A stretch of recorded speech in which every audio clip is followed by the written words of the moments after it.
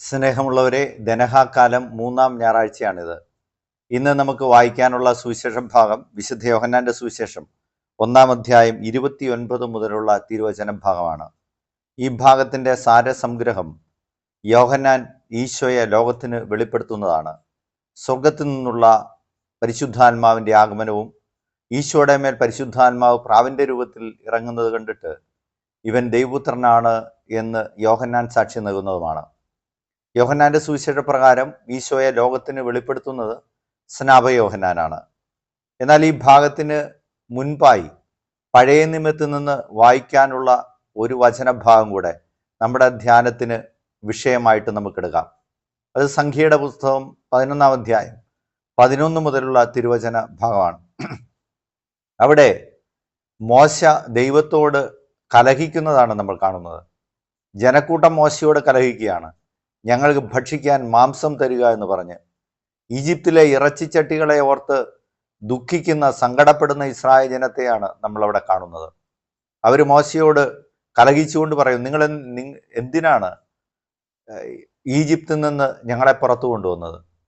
അപ്പോൾ മോശ അതീവ ദുഃഖിതനാവുകയാണ്.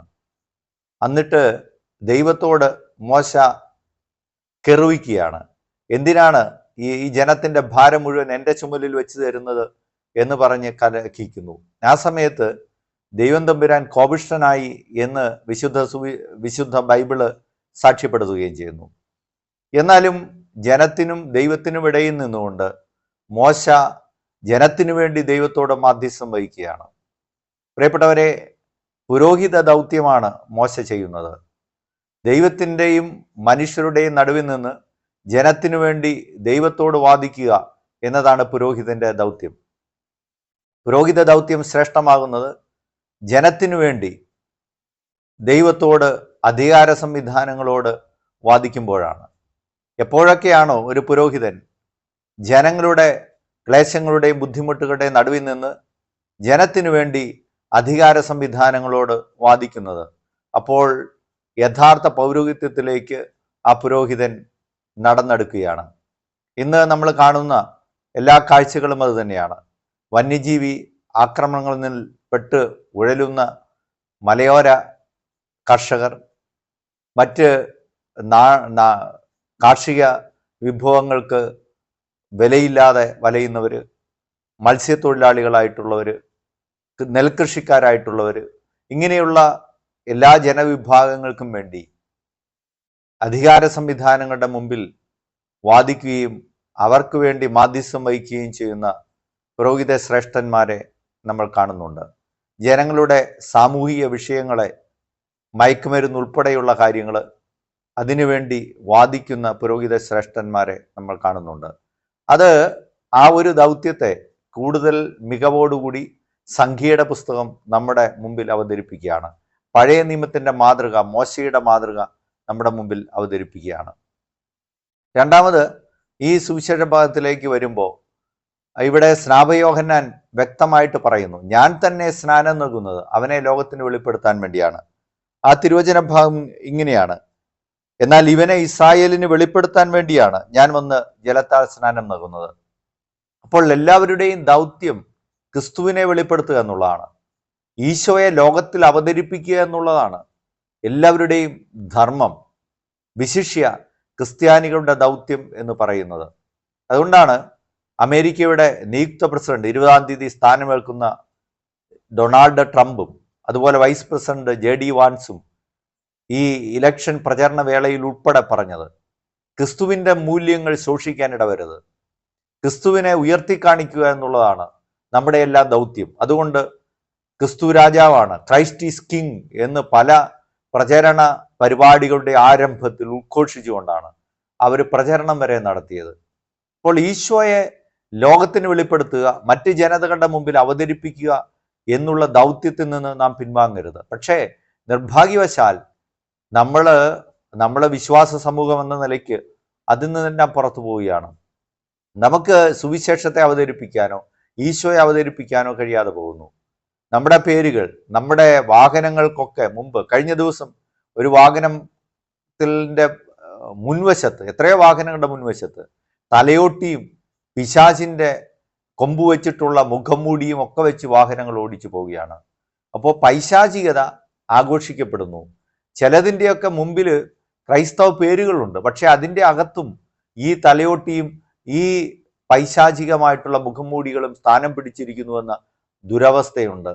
നമ്മുടെ ആ തരത്തിൽ നമ്മൾ ഈശോയെ പ്രഘോഷിക്കാൻ മടിക്കുന്നു. അതുപോലെ നമ്മുടെ കോളേജ് ക്യാമ്പസുകളിൽ, സ്കൂള് തലങ്ങളിലൊക്കെ ഈശോയെ പ്രഘോഷിക്കാൻ നമുക്ക് പലപ്പോഴും കഴിയാതെ പോവുകയാണ്. ഞാൻ ഓർക്കുന്നത്, ഒരു അധ്യാപകൻ ഒരു കത്തോലിക്ക കോളേജിലെ എയ്ഡഡ് സ്ഥാപനത്തിലെ ലക്ഷങ്ങൾ ശമ്പളം മേടിക്കുന്ന ഒരു അധ്യാപകൻ ഒരു സ്ഥലത്ത് വന്ന് ഒരു ക്ലാസ് എടുത്തതാണ്. അദ്ദേഹത്തിൻ്റെ ഒരു മോട്ടിവേഷണൽ ക്ലാസ്സാണ്. അദ്ദേഹം അവിടെ നിന്ന് പറയുകയാണ്, 5000-ഓളം വർഷങ്ങൾക്ക് മുമ്പ് ശ്രീകൃഷ്ണൻ ഭക്തിയുടെ മാർഗം നമ്മെ പഠിപ്പിച്ചു.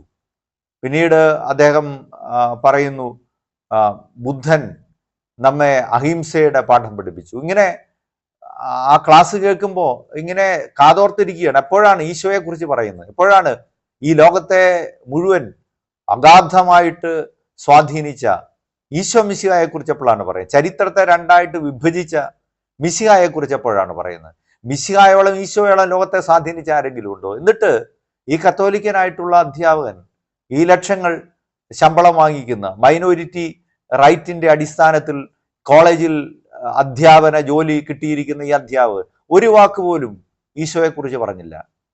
അപ്പൊ അത്യധികം അത്രമാത്രം ബോധ്യമില്ലാത്തവരും അത്രമാത്രം മിശിഹായ്ക്ക് എതിർ സാക്ഷ്യം വഹിക്കുന്നവരുമായിട്ട് നമ്മൾ മാറുകയാണ്. അതുപോലെ വേറൊരു വൈദികൻ പറഞ്ഞത് ഓർക്കുകയാണ്. അദ്ദേഹം പഠിക്കുന്ന ഒരു സ്ഥാപനത്തിൽ പഠിപ്പിക്കുന്ന അതിൻ്റെ പ്രിൻസിപ്പളായിട്ടുള്ള ഒരു അധ്യാപികയാണ്. അവര് കത്തോലിക്കയാണ്. അപ്പോൾ ആ സമയത്ത് പഠിപ്പിച്ചുകൊണ്ടിരിക്കുമ്പോൾ മരിച്ചടക്കിൻ്റെ പാട്ട് വരുന്നു. പള്ളിയിലേക്കുള്ള വിലാപയാത്രയാണ്. അപ്പോൾ ആ അധ്യാപിക ഈ അച്ഛനോട് മറ്റ് മതസ്ഥരുടെ മുമ്പിൽ നിന്ന് ചോദിക്കുകയാണ്, എപ്പോഴാണ് ഈ നശിച്ച പാട്ടുകളൊക്കെ ഒന്ന് നിൽക്കുന്നത്? അസ്വസ്ഥയായിട്ട് നോക്കുക. സമാധിക്ക് പോയ ഒരു സ്വാമിയുടെ അത് എല്ലാവരും കൂടി സ്വാമിമാരുൾപ്പെടെ കൂടി ആഘോഷിക്കുന്ന ഒരു കാലത്താണ് നമ്മൾ ജീവിക്കുന്നതെന്ന് ഓർക്കണം. ശരിക്കും ആ തരത്തിലുള്ള, അപ്പോഴാണ് ഏറ്റവും മഹനീയമായിട്ടുള്ള, ഒരു തരത്തിലും മനുഷ്യമഹത്വത്തെ ഹനിക്കാത്ത വലിയ ആശ്വാസത്തിൻ്റെ സംഗീതവും സന്ദേശവും പകർന്നു നൽകുന്ന ഒരു ഗാനത്തെക്കുറിച്ച് ഒരു കത്തോലിക്കയായിട്ടുള്ള ഒരു പ്രിൻസിപ്പിൾ പറയുന്നത്. പ്രിയപ്പെട്ടവരെ, ക്രിസ്തു സാക്ഷ്യം കൊടുക്കാൻ നമുക്ക് ആവുന്നുണ്ടോ എന്നുള്ളത് ഈ വലിയൊരു ചോദ്യമാണ്. സ്നാപയോഹന്നാൻ ക്രിസ്തുവിനെ അവതരിപ്പിച്ചുകൊണ്ട് നമ്മളോട് പറയുന്നത്, നമ്മുടെ ജീവിതത്തിൻ്റെ എല്ലാ സാഹചര്യങ്ങളിലും നമ്മൾ ഈശോയ്ക്ക് സാക്ഷ്യം വഹിക്കുന്നവരാണ്, ഈശോയെ ഏറ്റുചൊല്ലുന്നവരാകണം.